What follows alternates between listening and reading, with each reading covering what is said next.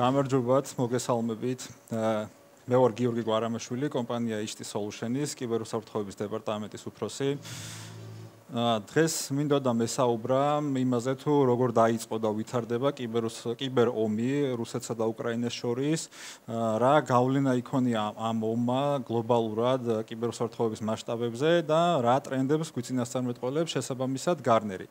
იქიდან გამომდინარე, რომ ჩვენ გრაფიკს საკმაოდ ჩამოვრჩით დაახლოებით საათზე მეტით, ანუ ვეცდები, რომ მაქსიმალურად მალე მოვყვეს ყველაფერი, მაგრამ თუ რაიმე საკითხი თქვენთვის მნიშვნელოვანი იქნება და გინდათ, რომ დეტალურად გავიაროთ და გექნებათ კითხვები, შეგვიძლია რომ ეს მერე ცალკე გავაგრძელოთ.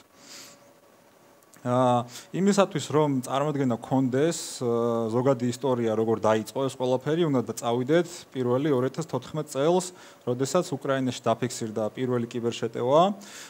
ეს იყო კრიმეას ოკუპაციის დროს, როდესაც რუსეთმა მოახდინა ტერიტორიის ოკუპაცია, განხორციელდა ძალიან ძლიერი DDoS შეტევები. ძალოვან სტრუქტურებზე ძირითადად, DDoS შეტევები დღესაც გავრცელებული არის, ხშირად ხვდებით და ეს იყო ასე ვთქვათ პირველი ეტაპი ამ ომის დასაწყისის. შემდეგ უკვე მაისის თვეში იყო ასევე განხორციელებული შეტევები და შეღწევის ცდელობა, რომელიც შედარებით უკვე რთული იყო მოსაგერიებლად და ეს იყო გამიზნული საპრეზიდენტო არჩევნებზე და მიზნად ჰქონდათ განზრახული, რომ საარჩევნო კომისიის შედეგები გაეყალბებინათ და რაღაც დონემდე ეს მოახერხეს.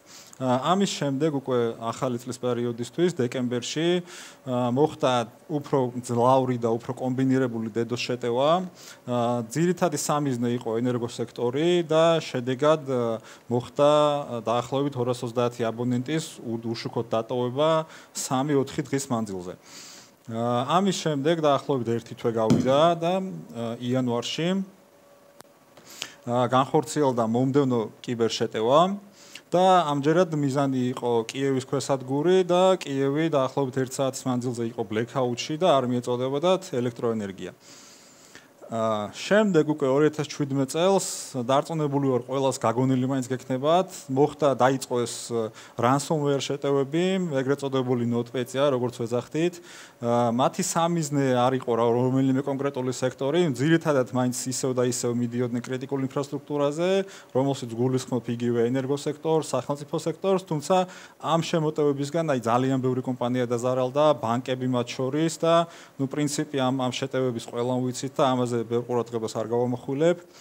ამის შემდეგ ქალაქ დნეპრთან არის ესეთ სოფელი აული, სადაც არის ძალიან დიდი სადგური, რომელიც ემსახურება 4 მილიონ აბონენტს და ახდენს მათი წყლის სისტემების ფილტრაციას. ამ შეტევის მთავარი აზრი და მიზანი იყო, რომ მაქსიმალური დროით შეეჩერებინათ ამ სადგურის ფუნქციონირება, რის შედეგადაც რეალურად მივიღეთ ის, რომ 4 მილიონი აბონენტი გახდა ერთი კიბერშეტევის მსხვერპლი.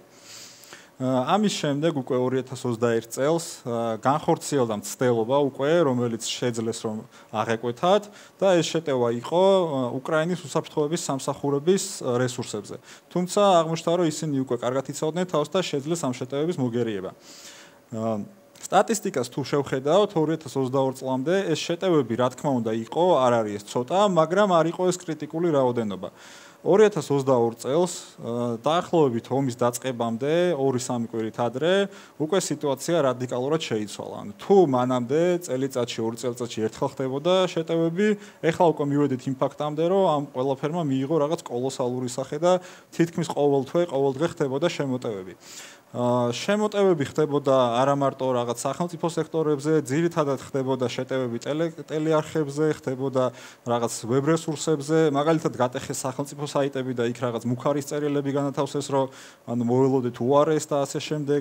ერთი კომიკური მცდელობაც ჰქონდათ, როცა ციფრული არხი გატეხეს და ამ არხზე განათავსეს deepfake-ით გაკეთებული ვიდეო, სადაც პრეზიდენტი გამოვიდა ზელენსკი და ხალხს მოუწოდა, რომ ბრძოლას აზრი არ აქვსო და მოდი დავნებდეთო. ამ ყველაფრის გაანალიზების შემდეგ უკვე 2022 წლის დაახლოებით ოქტომბრის თვეში უკრაინამ თავის პარტნიორებთან ერთად, ამერიკასთან და ევროპასთან ერთად დაიწყო ამ პროცესების გაანალიზება, რის შედეგადაც ჩამოაყალიბა ასე ვთქვათ კრიტიკული მონაცემების 3 ფენა, 3 დონე და ისინი გამოიხატება შემდეგნაირად, ანუ პირველი რაც მინიმალურია და რაც უნდა დავიცვათ, ეს არის ჩვენი მონაცემები. ამაზე მე ცოტა უფრო ღრმად ჩავყვები, ამიტომ ამ სლაიდზე არ გავამახვილებ დიდ ყურადღებას. შემდეგი იყო ანუ identity, ჩვენი აკაუნტები, მათი წვდომები, პაროლები და ასე შემდეგ და ბოლო იყო თვითონ ეს ინფრასტრუქტურა. ამ შეტევებისას ის ტრენდი, რაც გამოიხატა, იყო რომ ყოველთვის რომელიმე შეტევისას რომელიმეში ამ სამი დონიდან იყო რაღაც მოწყვლადობა, ანუ ხდებოდა შეღწევა რომელიმე ერთიდან მაინც მინიმუმ. საბოლოო მიზანი, როგორც დაინახეს, არ იყო ხოლმე რაღაც კონკრეტული, იყო უფრო რაღაც მონაცემებზე წვდომის მოპოვება, მასზე манипуляცია და მოკლედ მნიშვნელობა არ ქონდა ეს შემოტევა ხდებოდა რამე აკაუნტის მოპარვით თუ ინფრასტრუქტურაში მოწყვლადობის პოვნით. საბოლოო მიზანი ამ შემოტევების ყოველთვის იყო ხოლმე მონაცემების მოპოვება და მათი манипуляცია. რა, ასე ვთქვათ, კონცეფცია შეიმუშავა უკრაინამ ამ ყველაფრის გაანალიზების შემდეგ. ანუ მათ გადაწყვიტეს, რომ ეს სამი დონე რაღაცნაირი ხერხით უნდა გააერთიანებინათ. ანუ უნდა მოხდარიყო ამ სამი დონის მართვა, ეს მინიმუმი იყო და იქნებოდა რეკომენდაცია, რომ ეს ყველაფერი მოხდარიყო ერთი წერტილიდან. ანუ ეს რის საშუალებას მიცემდა ახლა უკრაინას, ხო? იდეაში ისინი თავიდანვე დაინახავდნენ, ვინ აპირებდა შეტევას, როგორი განზრახვა ჰქონდა ამ შეტევას და რაზე იყო მიზანი მიმართული.